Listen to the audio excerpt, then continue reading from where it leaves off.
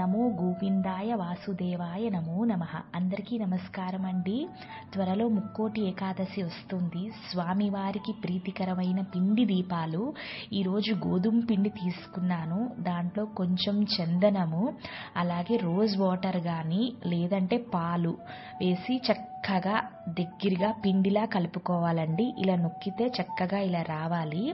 ఇప్పుడు ఈ గోధుమ పిండినే చిన్న చిన్న ఉండలుగా ఒత్తుకోండి. ఒత్తుకున్న తర్వాత మీ దగ్గర ఏదైనా చిన్న ప్లాస్టిక్ కప్పు ఉంటే ఆ కప్పు తీసుకోండి. ఈ కప్పులోని చక్కగా గోధుమ పిండి 4 వైపులా మొత్తము అలా రాసేసుకోండి, ఎక్కడా కూడా వదలకుండా. రాసుకున్న తర్వాత మనం ముందుగా ఉండలు చేసుకుని పెట్టుకున్నాం కదండి దీపాల కోసము, అది ఈ కప్లో పెట్టుకుని మెత్తగా ఒత్తేసుకోండి. అంటే అచ్చులా వచ్చేయాలన్నమాట. 4 వైపులా చక్కగా సమానంగా మెత్తగా ఒత్తుకోండి.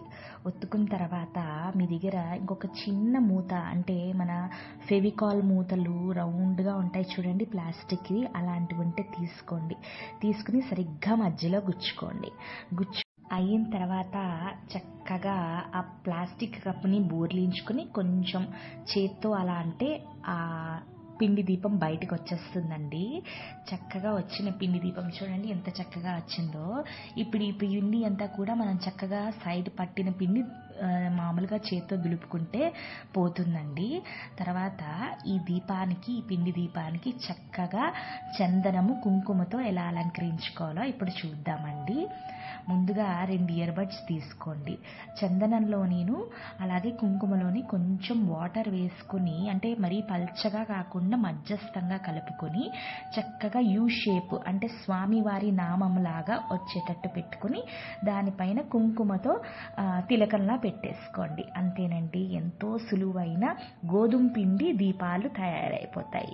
ఇది ముక్కోటి ఏకాదశి కదండి.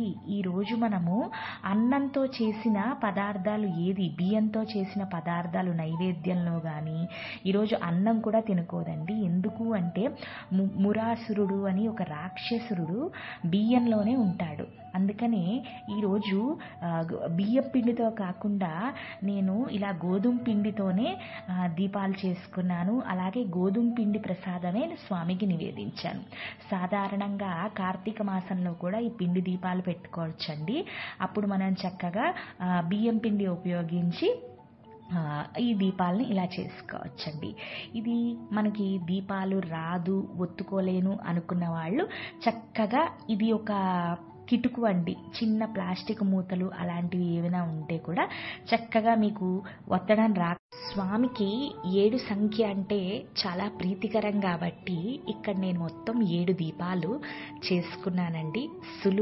సులువుగా ఇలా 10 నిమిషాల్లో ఈ కిటుకును ఉపయోగించి స్వామికి ఎంతో ప్రీతికరమైన పిండి దీపాలు ఈ ముక్కోటి ఏకాదశి రోజు తప్పకుండా స్వామికి సమర్పించండి. శ్రీమాత్రే నమః. సర్వం శ్రీకృష్ణ అర్పణమస్తు.